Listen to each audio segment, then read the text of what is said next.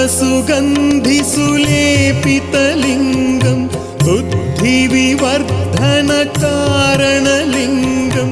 सिद्धसुरासुरवन्दितलिङ्गं तत्प्रणमामि सदा शिवलिङ्गं कनकमहामणिभूषितलिङ्गं फणिपतिवेष्टितशोभितलिङ्गम्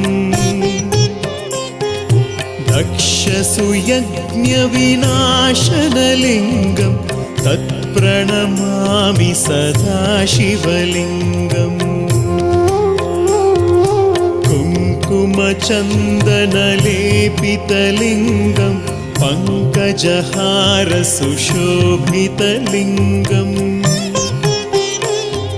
सञ्चितपापविनाशनलिङ्गं